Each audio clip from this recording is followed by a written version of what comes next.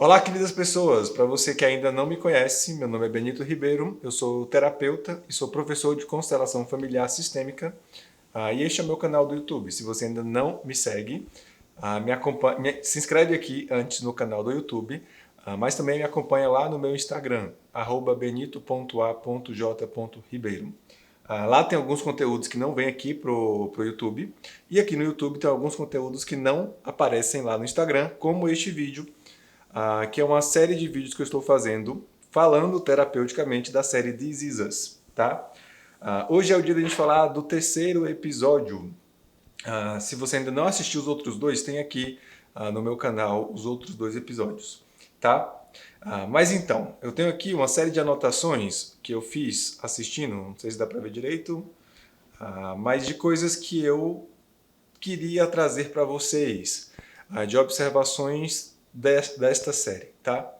A primeira das observações que eu coloquei aqui é uma coisa que o Bert fala muito dentro da abordagem das constelações, que é a necessidade que a gente tem de se acolher o movimento de dor que nós vivemos quando perdemos um filho. E isso é bem claro na vivência da Rebeca. O tanto que ela internamente sofre por ter perdido o Kyle naquele parto. Para quem ainda não viu, a Rebeca estava grávida de trigêmeos, nasceram 2 filhos, o Kevin e a Kate, e o Kyle é quem morre. E, mais ainda, esse episódio ele traz uma longa jornada em torno desta perda. Além de a necessidade de se viver esse luto, a necessidade de se acolher tudo aquilo que se sente, toda a dor que se sente deste movimento. Uma outra coisa extremamente necessária neste ponto aí, de ser vista, é a tentativa que o Jack, para não ver a Rebecca sofrendo, faz de adotar o Randall, que ainda não é Randall nesta etapa da história, mas adotar o Randall para tentar ocupar o lugar do Kyle. E é impressionante como há uma tentativa muito grande de se fazer isso, de colocar o Randall no lugar do Kyle. Como que se faz essa tentativa lá na série? Primeiro que o nome do Randall não é Randall ainda. Eles tentam usar o mesmo nome do filho falecido no filho adotivo, no Randall.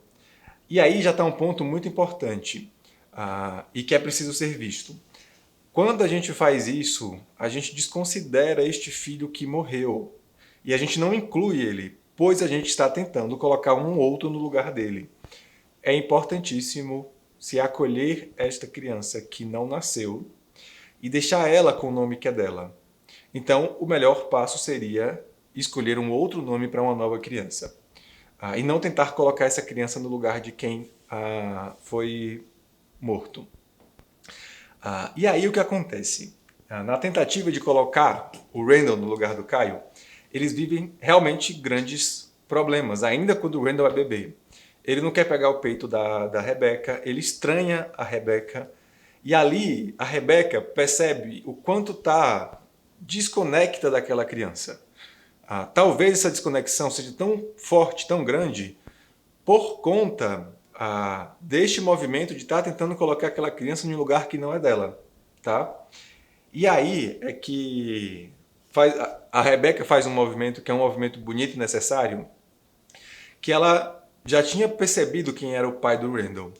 E aí ela segue ele, chega na casa dele e começa a conhecer um pouco da história daquela criança. Começa a entender de onde que ela veio, o que aconteceu para ela ter chegado na casa dela.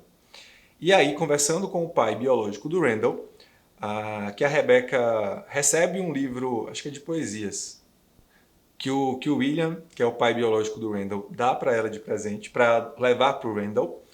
E aí, acho que um dos nomes do autor é Randall. E aí, por isso, ela coloca o nome do Randall de Randall. Percebam a importância do acolhimento que a Rebecca fez desta história do Randall, da origem dele. Apesar de, ao mesmo tempo que ela acolhe a história dele, ela fica morrendo de medo do William querer tomar o Randall dela. É tanto que ainda ali, O William pergunta se ele pode conhecer o Randall, se ele pode participar da vida dele. E a Rebecca imediatamente rejeita essa possibilidade com o medo dessa invasão do William. E aí, a Rebecca vai o tempo todo escondendo o William do Randall. Até que o Randall encontra o William, como eu já falei no episódio número 2. E aí tem a grande cena da Rebecca chegando de surpresa na casa do Randall e encontrando lá o William. Ali levanta uma questão que é, apesar da Rebecca ter acolhido parte da história do Randall, ainda não se vivia realmente um real acolhimento. Ela ficou muito revoltada por ver o William ali, já foi confrontando o William, dizendo que se ele fizesse o Randall sofrer, que ela ia acabar com ele e tudo mais. E talvez isso traga à tona o porquê que se vivia tanto conflito entre os irmãos. Não se acolhia realmente o Randall em sua integridade. É tanto que a Rebecca vivia constantemente, e o Jack também, tentando fazer com que o Randall não se sentisse adotado. Tentando fingir que o Randall era também um filho biológico. E eu não estou falando isso na relação de dar amor para essa criança. Sim, podemos dar amor a essa criança que foi adotada, mas não se pode desconsiderar a história dessa criança. Não pode desconsiderar que ela foi sim uma criança adotada, que ela não é uma criança biológica, para que ela de fato consiga encontrar o lugar ao qual ela pertence dentro dessa nova família. E assim as coisas possam crescer de uma forma mais suave. Tá? Talvez por isso, aí vem um ponto importante. Talvez por isso, por não ter tido a sua história bem acolhida, por não ter tido a sua história bem respeitada, o Randall tenha vivido de um processo muito grande de autoafirmação. Isso é comum da gente ver em crianças que foram adotadas e não tiveram a sua história bem acolhida. Elas precisam manifestar a verdade que existe nelas. Por isso, muitas vezes, elas confrontam ou elas querem dar conta de coisas que não dão para mostrar: ei, eu estou aqui, eu sou esta pessoa aqui, eu não sou aquilo que você pensa que eu sou.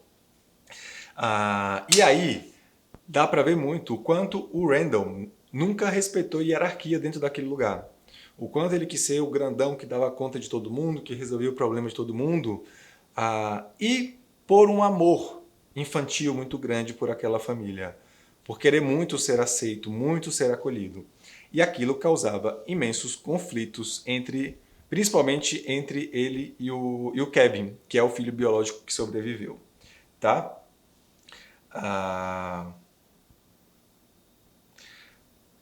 Importante também, eu ainda quero descobrir qual é a origem sistêmica do excesso de peso da Kate. No episódio 3, levanta muito a situação da Kate deixando de viver os sonhos que ela gostaria de viver, até o dom que ela tinha de cantar, pelo medo de expor-se por conta da obesidade que ela vivia.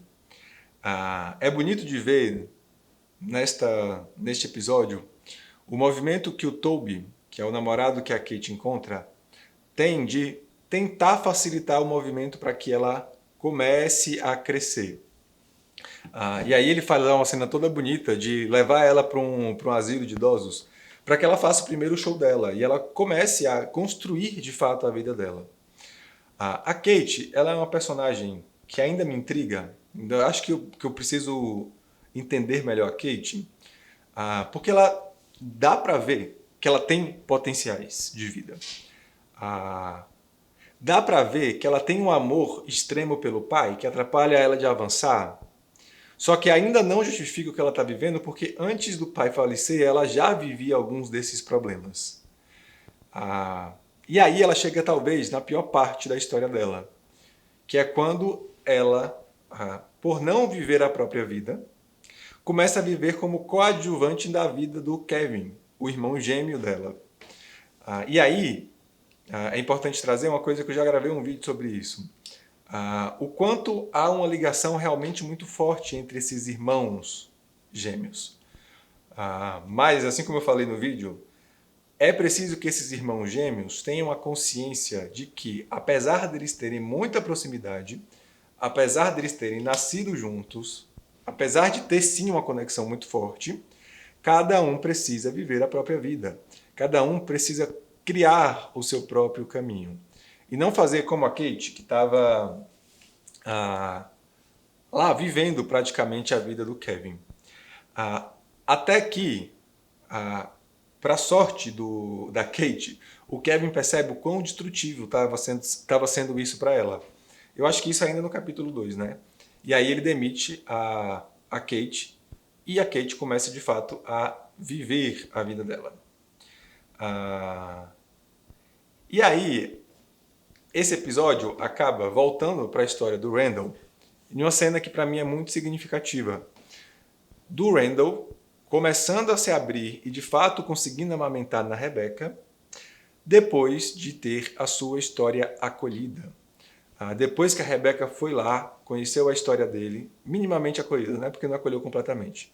Mas o Randall começou a de fato começou a se abrir para esta família, a se amamentar nesta mãe adotiva, quando ele começa de fato a ser visto não mais como Kyle, quando ele começa a ser visto como uma outra criança. Ainda não é visto como uma criança adotiva porque eles tentam fazer ele não se sentir adotado. Mas é importante este movimento que ele vive de começar a ser visto como alguém que acabou de chegar, como alguém que foi acolhido por essa família. E aí ele começa de fato a se abrir para amamentar na Rebecca e ali eles começam a construir uma relação que vai crescer posteriormente. Por quê? Se a Rebecca não aceitasse minimamente a história do Randall, não haveria possibilidade deles de fato crescerem. Tá certo? Eu acho que eram só essas as observações deste capítulo. A ligação dos gêmeos, as transferências entre Kevin e Kate e a história do Randall. Vou ficar por aqui. Esse foi o episódio de número 3. Espero que em breve eu retorne com o episódio número 4, tá? Tenham paciência que no meio das produções aqui de trabalho mais efetivas, a gente vai voltando com This Is Us. Eu ainda acho que ainda preciso reassistir esses capítulos, porque tem tempo que eu escrevi tudo isso. Mas vamos lá. Pensem bem em todas essas estruturas que eu falei hoje. O acolhimento de um aborto, que é extremamente importante. O acolhimento de um filho que é adotivo e precisa ser reconhecido no seu lugar de um filho adotivo.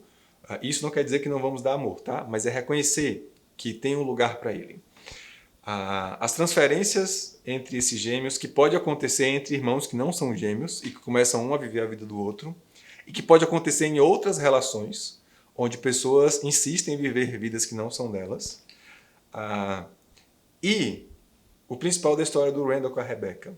O quanto que no momento em que a gente começa a acolher a história de uma outra pessoa da forma como ela é, aquilo abre de fato espaço para a gente começar a se conectar com essa pessoa e de fato construir uma relação que pode crescer.